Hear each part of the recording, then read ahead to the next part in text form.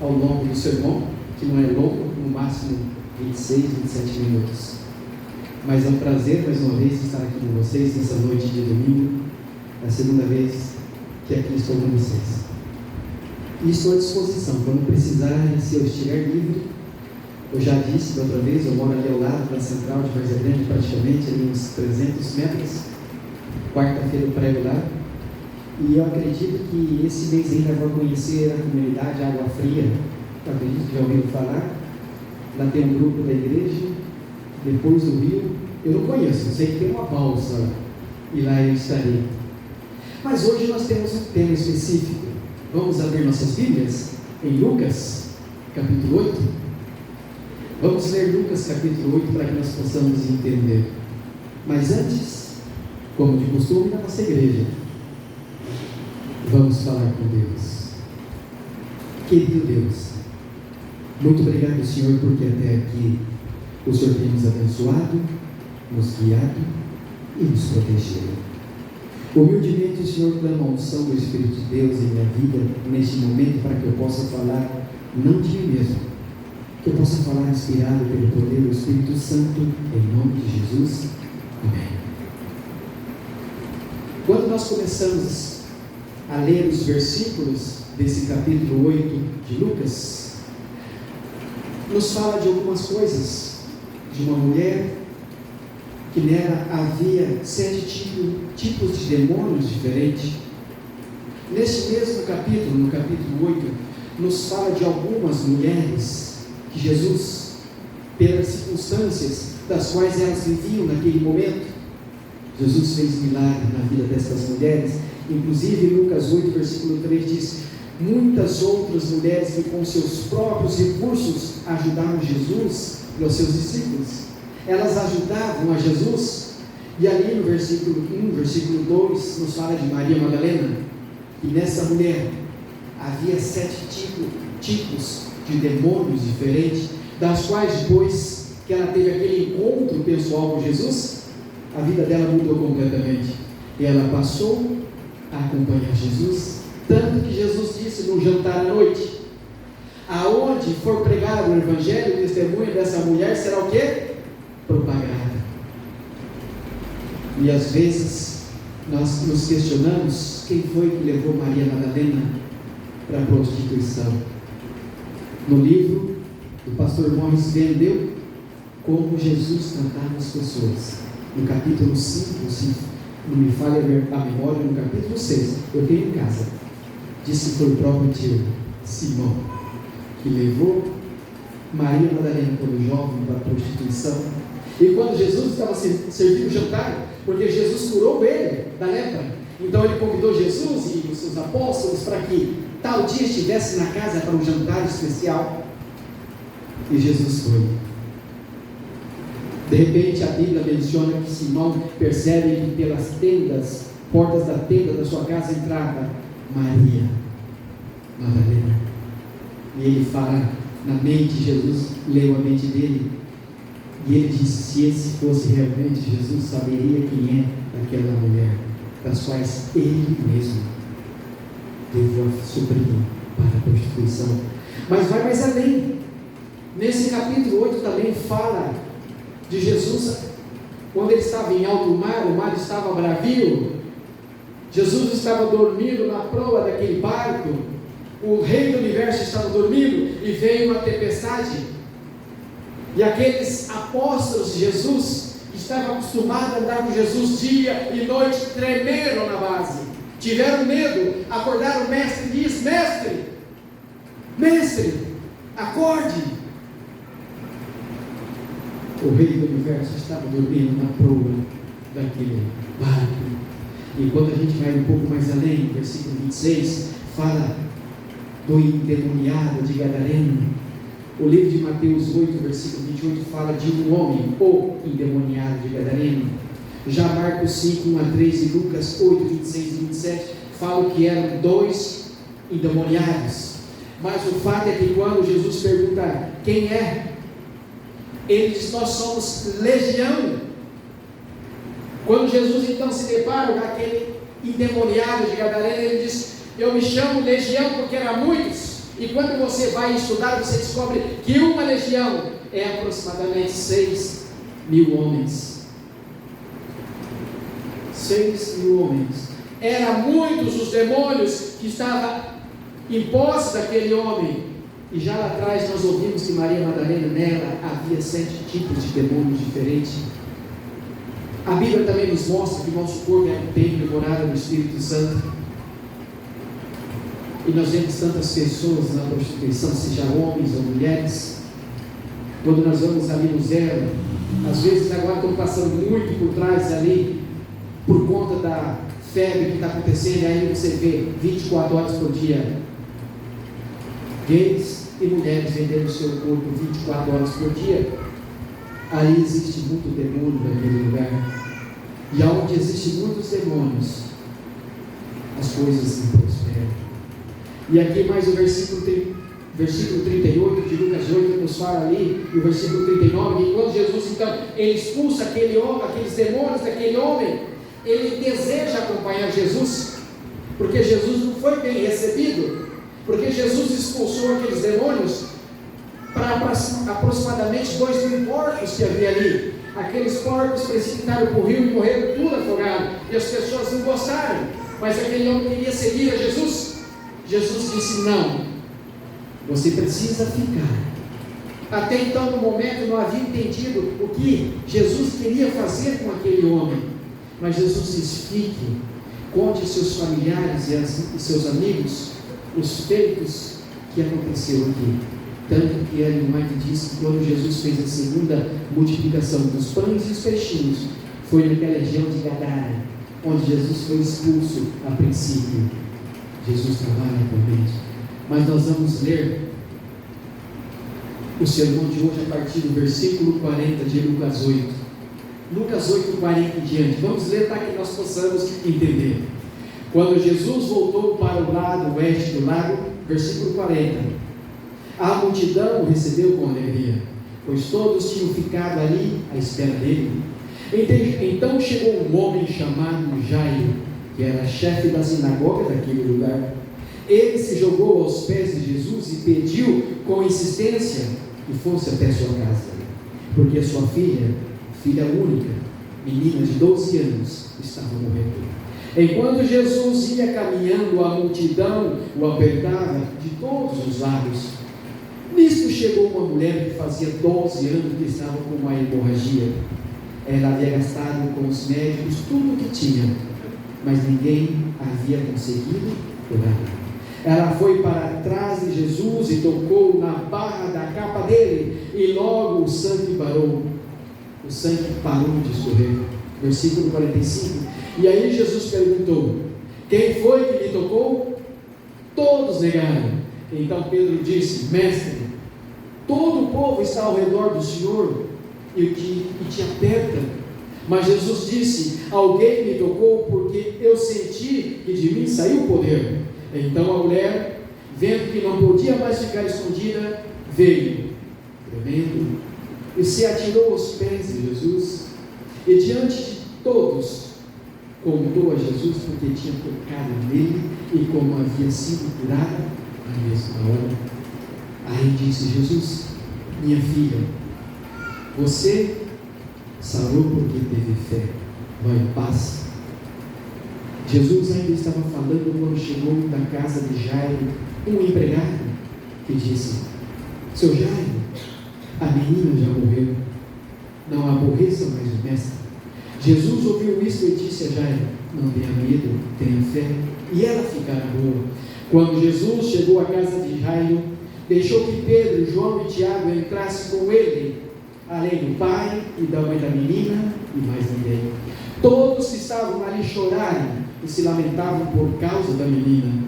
Então Jesus disse: não chorem, a menina não morreu, ela está dormindo. Ao começarem a caçoar dele, porque sabiam que a menina estava o quê? Morta. Eles começaram a caçoar de Jesus, a zombar de Jesus. Mas Jesus foi, pegou-a pela mão e disse bem alto: menina, levanta-se. E ela tornou a viver e se levantou imediatamente. Aí Jesus mandou que desse comida a ela. Jesus era conhecido como Jesus de Nazaré. Trabalhou como carpinteiro a maior parte da sua vida adulta. Entretanto, ele foi tão extraordinário pela forma como viveu e pela influência que exerceu. Influência essa que ele exerceu sobre a humanidade, que a palavra extraordinária não consegue caracterizar. Ninguém mais, nem reis, ditadores, cientistas, educadores ou líderes militares deu uma contribuição maior que Jesus à história desse mundo que vivemos. Bilhões de pessoas passaram por este planeta, mas até hoje, quase 2000 anos de sua morte, ninguém chegou sequer perto de ocupar a posição singular que ele ocupou na história. Nunca faltaram a este mundo grandes homens e mulheres, pessoas que fizeram parte deste planeta. A história está repleta de nomes como Salomão, Davi, Abraão, Ciro, Alexandre o Grande, César, Gengis Khan, Joana d'Arc, Napoleão Bonaparte, George Washington, Isaac Newton. A lista continua infinitamente. Mas ninguém aproximou-se de Jesus Cristo em sua influência sobre a humanidade. Vamos analisar então a história que a Bíblia descorre a partir do versículo 40 do capítulo 8 sobre esse pai. A Bíblia menciona que Jairo foi um chefe na sinagoga. A Bíblia diz que ele ocupava um cargo honrado na sinagoga. Mateus, em seus escritos, ele diz simplesmente que Jairo era um chefe. Nós sabemos, porque estudamos, a sinagoga basicamente era uma assembleia de judeus. O tempo do culto judaico, ou a sinagoga, era governada por um grupo de anciões, das quais Jairo fazia parte.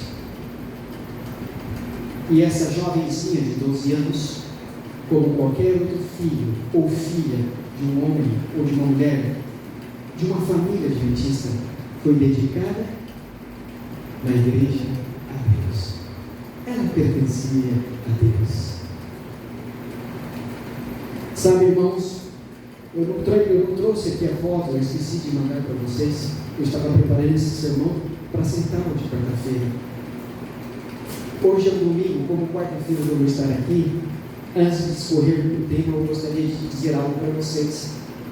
No dia 7 de outubro, na cidade de Ouro de Moura, Rondônia, após o almoço, a minha irmã mais velha disse para minha irmã: a mãe e o Livaldo estão vindo para casa, porque à noite eles estreariam uma lanchonete que a minha irmã construiu na beira de uma rodovia estadual em Rondônia. Manda a Yasmin vir com a mãe. A minha irmã respondeu: ela não vai poder, porque sábado à tardezinha nós temos uma classe especial dos aventureiros. Vai estar a Yasmin, vai estar o Brian. E à noite, então, nós vamos nos deslocar para a sua casa, de Ouro de Moura para Rondônia. Só que de Ouro de Moura, indo para Ji-Paraná, passando pela minha irmã, havia uma programação especial de líderes e desbravadores, das quais meu cunhado Jairo faz parte. Jairo foi com o seu carro então para Ji-Paraná, passando em frente aonde seria inaugurada a lanchonete da minha irmã. E no sábado à noite, no dia 7, minha irmã então saiu de Ouro de Moura numa caminhoneta, numa Hilux prata, das quais um dos nossos amigos estava dirigindo, ele, a esposa Edileia e o filho deles, o casal Brian, 9 anos. Atrás estava a minha irmã e a minha sobrinha Yasmin. 2, 3 quilômetros saindo da cidade. De frente com eles vinha vindo uma outra caminhoneta preta. Dentro da caminhoneta o casal e a menininha Paola, de 5 anos de idade, e eles arrastavam um barco vindo numa pescaria. Subitamente, do nada, o pai, o motorista da caminhoneta, virou na frente da caminhoneta onde estava aí a minha irmã e houve uma colisão. A caminhoneta do rapaz, a preta, partiu-se ao meio. Eu acabara de sair de Cuiabá, do pronto-socorro, onde estava minha tia internada de Aripuanã, uma das líderes da igreja de Aripuanã. Ela havia feito uma cirurgia já quase um mês e ainda estava no hospital. Era de câncer. Cheguei em casa, tomei um banho, sentei no sofá.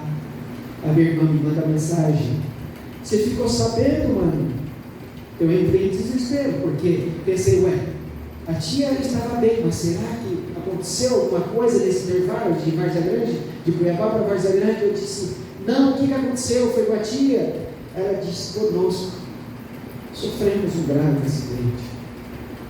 Estamos no hospital de Rolo de Moura.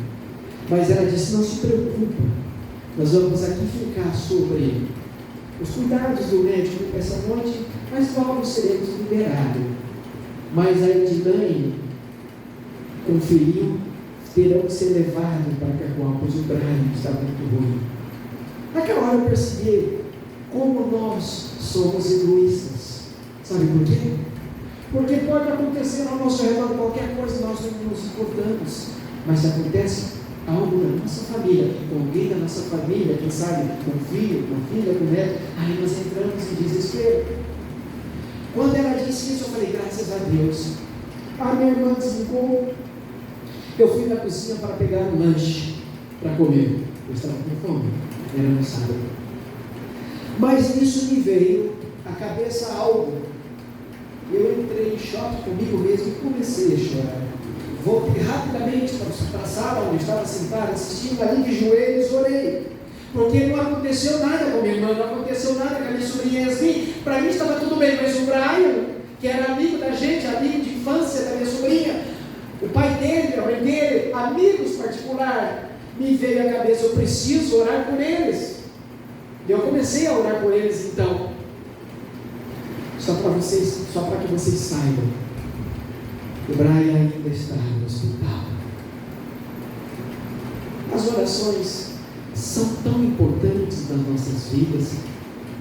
Quem está aqui hoje presenciou, alguns anos atrás, 2 anos de pandemia, onde nunca se viu gente orando, clamando a Deus, seja nos hospitais, aonde quer que seja, orando, intercedendo, pedindo. A pandemia passou e possivelmente nós às vezes nem lembramos do que aconteceu, ou talvez de alguém que amávamos que morreu.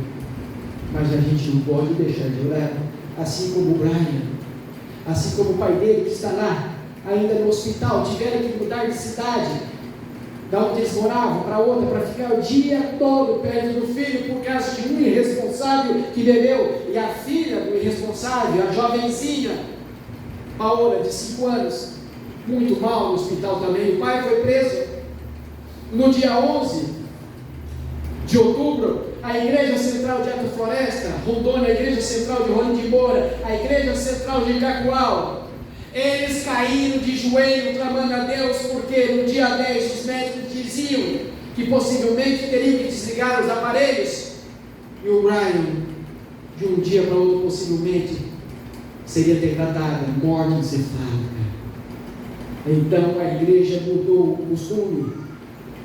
Teve culto na quarta-feira, mas na terça-feira, unidos, Central de Rolo de Moura, a Central de Alto Floresta, Rondônia, a Central de Cacoal e um grupo grande, diante do hospital, em Cacoal, pedindo pela vida do Brian. No outro dia pela manhã, tiveram uma surpresa. Ainda não desligariam os aparelhos. Eles estão fazendo curativo todos os dias na cabeça do Brian, onde tiveram que abrir, porque houve uma perfuração. Tudo isso por causa de alguém que bebeu e não deveria dirigir. Mas agora nós estamos deparando diante de um homem. Versículo 41 diz: e eis que chegou um homem de nome Jairo, que era príncipe da sinagoga, frágil, impotente, inseguro, limitado diante de Jesus, o Rei do Universo. Não era um super pai e tampouco tinha superpoderes, mas a Bíblia descreve a vida de Jairo, um homem que era dedicado, um homem que tinha empatia pelas pessoas. Possivelmente Jairo e a família eram queridos naquela região. Ele era um homem religioso, era preocupado com as realidades daquela região, daquela localidade, daquele momento e das realidades eternas. priorizava as dimensões verticais da existência, mas agora esse homem, dedicado no serviço de Deus também, estava passando pelo drama familiar. Quem teve filhos aqui, eu não tenho filhos, eu não sou casado, mas quem tem filhos ou que eu tenho netos, sabe que muitas das vezes as crianças, quando pequenas, eles correm, não importa se a casa é pequena ou grande, eles conseguem preencher todos os espaços das casas. Eles são como águas, são campeões em fazer bagunças, mas nunca arrumam. E quando você pressiona naquela carinha, ele olha para o papai e para a mamãe ou para os avós, que são pai 2 vezes, e diz: o senhor precisa me ajudar. E você bravo, porque ele bagunçou, você vai lá e ajuda a criança. Agora esta jovenzinha de 12 anos estava fazendo com que a sua família passasse por esse drama, porque tinha uma filha única. E o pior de tudo é que a multidão não apertava Jesus. Estava na iminência de perder a filha, e resultaria em outras perdas, quando se perde alguém que você ama tanto, e está aí, faz parte do convívio. Quando você perde uma criança, um filho, resulta na perda de muitas outras coisas, como alegria, encanto, afeto, ternura, amizade, solidariedade. As crianças, quando começam a querer falar, falam tudo errado. E você se emociona, você fala certo e ela fala errado. Você fala certo e ela fala errado. Até que elas vão crescendo. 12 anos. Agora temos a postura de um pai no versículo 41. Aos pés de Jesus, os papéis são bem definidos. Já é o que? Na sinagoga exercia a função de chefia. Agora, vê-se apenas como um servo diante do Senhor. Ele vem para interceder. Jairo não suplicou pela cura da filha, não. Ele não suplicou. Ele pede a presença de Jesus na sua casa. E é o que nós precisamos, é a presença de Jesus nas nossas casas. É tudo o que nós precisamos. Se na nossa casa é dedicada a Deus, se nossa casa nós temos um altar das quais muitas das vezes os filhos estão dormindo, mas em algum momento da madrugada o pai ou a mãe levantam e vão num canto especial orar a Deus e pedir proteção, enquanto os olhos do pai ou da mãe estão sobre os filhos, pois ele sabia que a presença de Deus significaria vitória, poder e milagre. O livro de Romanos 1, versículo 16 diz: se nós queremos poder em nossas vidas como seres humanos e como cristãos, precisamos ler a palavra de Deus. Agora vem o desafio, estímulo deste pai, o desafio externo, porque ele estava indo até Jesus, e quando ele disse que Jesus fosse até a sua casa, havia uma grande multidão. Existem muitos pais que estão no meio da multidão das quais Jesus está, mas que não tem com ele elo algum, seja ele um elo genuíno, sólido ou transformador. Mas já eu vi naquele momento, naquela mulher que tinha 12 anos com problema, com fluxo de sangue, e ela sabia, porque ela já ouvira falar desse suposto Jesus, um homem que andava em meio aos judeus, principalmente naquela região da Galileia, era o lugar que Jesus mais gostava de estar. E ela então colocou na cabeça dela que se ela tivesse a oportunidade de ir e tocar nas bordas da roupa de Jesus, seria curado. E a Bíblia nos diz que agora, no fim dos tempos, Zacarias 8, versículo 23, que nós vamos implorar para tocar nas bordas das roupas dos judeus, para que nós possamos ter as bênçãos que tem sobre eles. Nós estamos percebendo hoje que Israel foi atacado há um tempo atrás, e agora eles estão lutando para eliminar aquele grupo terrorista. A Bíblia fala que enquanto Jesus não voltar, haverá um descendente de Davi, porque Jesus é da linhagem de Davi. E nós sabemos, a Bíblia nos diz que humanamente falando, aqui nessa terra, a nacionalidade de Jesus é judaica. Então, o pai viu naquela mulher que tocou nas bordas a grandeza do sofrimento, a grandeza da confiança daquela mulher, a grandeza da percepção em Jesus, a grandeza da fé que ela teve. Ela simplesmente tocou, porque Jesus diz: alguém me tocou. E a resposta de Pedro para Jesus talvez não seria diferente da minha, se eu tivesse tido a oportunidade de estar ao lado de Jesus. Senhor, mas todo mundo te toca.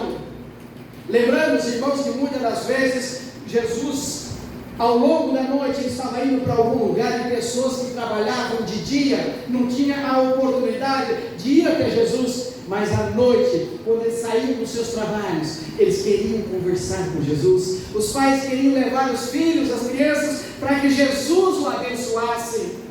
Aí então Jesus fala: alguém me tocou, e Pedro disse: Senhor, olha quantas pessoas estão ao seu redor, é claro que vão te tocar. Jesus diz: alguém me tocou de uma forma diferente, porque eu senti que saiu o poder de mim.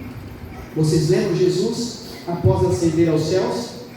O livro de Atos menciona que as pessoas, só de passar pela sombra de Pedro ou de Paulo, só de tocar na sombra deles, eles eram o quê? Eles eram curados.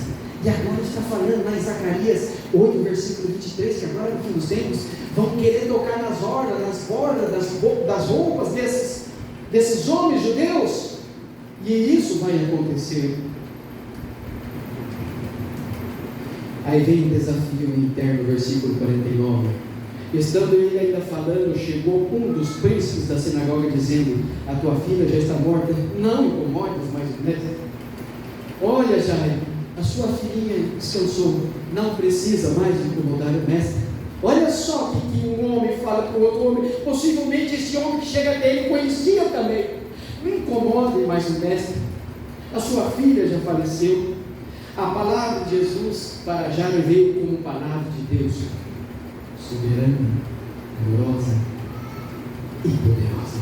Jesus, porém, ouvindo, respondeu dizendo: não temas, não temas, crê somente e será salvo. Envolvida nos grandes dramas familiares, precisamos de sensibilidade. É comum. Quando eu estudei teologia, em partes eu estudei em Costa Rica, na América Central, em partes na Espanha. Na época que eu estive em Costa Rica, conheci um homem, um pastor chamado... Desculpa, perdi o nome, esqueci o nome dele agora. Inclusive eu tenho ele no meu Facebook. É um nome muito comum lá, mas eu vou lembrar.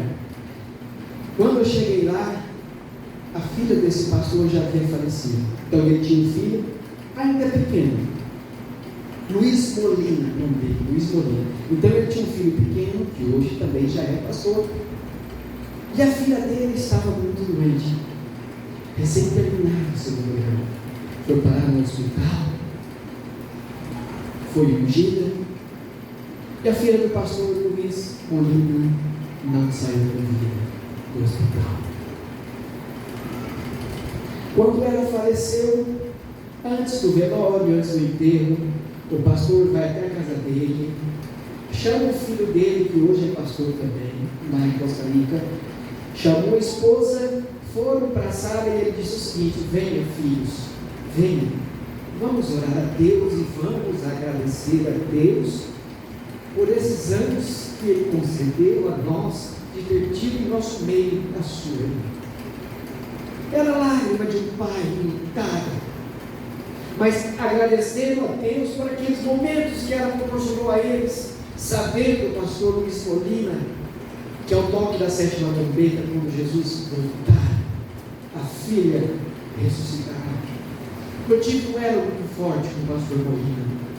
Ele queria que eu ficasse muito na igreja da Almadeia, que era universidade adventista de Santa América, mas eu tinha um sonho de estar em todos aqueles países da América Central, porque eu sabia que se um dia eu voltasse para o Brasil, ia ser difícil estar naqueles países todos. Estando lá era fácil, mas estando aqui era difícil.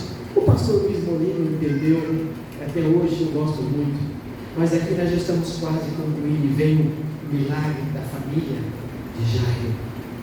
Essa intimidade Qual é o pequeno grupo de pessoas conhecendo dramas familiares por estar perto, porque na expectativa de grande milagre?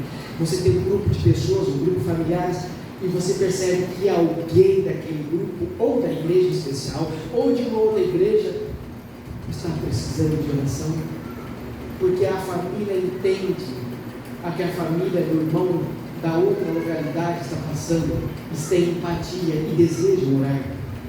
Entrando na casa, ninguém deixou entrar senão Pedro, Tiago e João, e os pais da menina. Mas nós percebemos que quando Jesus estava entrando, havia incredulidade no meio daquele grupo de pessoas. Fé e incredulidade estão sempre juntas, na mesma caminhada dessa vida. E o versículo 52 diz: e todos choraram e pranteavam, e ele disse: não chores, não está morto, mas dorme. Aí o versículo 53: e riram-se dele, sabendo que ela estava morta. Vocês entendem agora? Isso é o meu ponto de vista, porque que Jesus, quando ficou sabendo que Lázaro estava morto, a Bíblia menciona que Jesus chorou. De imediato Jesus não foi. Passaram-se quantos dias? 4 dias até chegar onde estava Lázaro. Se Jesus tivesse ido de imediato, isso aí eu penso assim, e ele tivesse feito um milagre, igual para a filha de Jairo, porque eles se zombaram de Jesus. Versículo 52 disse aqui: e riram-se dele, sabendo que estava morta. Mas Lázaro já estava 4 dias, o cheiro era forte, a Bíblia menciona em João, versículo 4. Mas Jesus espera 4 dias, então vai até Lázaro, e quando ele chega, Jesus disse o nome de Lázaro. Ellen White disse que se Jesus houvesse dito simplesmente sai para fora, sem mencionar o nome de Lázaro, todos que haviam morrido até aquele momento sairiam das suas vidas. Jesus foi específico: Lázaro, sai para fora. E Jesus, de todos os milagres que Jesus fez, ele nunca fazia um milagre, ele orava para o Pai e pedia ao Pai primeiro. Sempre foi assim. E é o que nós devemos fazer sempre, é interceder, porque Jesus concedeu a nós esse privilégio de orar um pelos outros, interceder um pelos outros. Ellen White menciona que em alguns momentos Jesus age não por intermédio daquela pessoa, mas pelas pessoas ao redor que estão orando por elas. É assim que Jesus age. E aqui a autoridade no versículo 54, a autoridade de Jesus se manifestou através do toque da palavra, e ainda hoje ele espera e opera em nós pelo toque do Espírito e pela palavra poderosa revelada no Evangelho. Mas agora nós temos a vitalidade. Os sinais do milagre vieram em 2 movimentos diferentes, do Espírito e do corpo. Quando Jesus age, ele nos alcança por completo. E vou concluindo, enquanto a jovem coloca o hino final. A Bíblia menciona ali que não é de duvidar que os pais daquela garotinha de 12 anos ficaram maravilhados. Aquela mulher que tinha um fluxo há 12 anos, a Bíblia menciona que ela gastou tudo que tinha, mas ninguém naquela região pôde fazer nada. Deixa eu contar uma experiência rapidinho para vocês.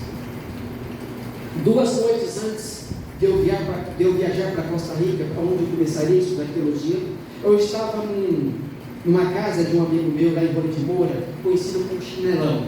Chinelão era um homem que ele trabalhava num lugar chamado Pedra, onde faz muitos negócios, compra e venda de carro, fazenda, e ele se tornou rico pelo que ele fazia. Mas eu nunca ouvi alguém dizer mal daquele homem. Era um homem que se tornou rico e fazia muitos negócios honestos. E eu estava no velório dele, conversando com os 2 filhos. Ele tinha filho, eu conversava mais com os 2 filhos. Então a gente estava conversando sentado, o corpo estava lá dentro, muitas pessoas, e eu estava de cara de frente com a igreja aqui, com a asfalto lá fora e o carro.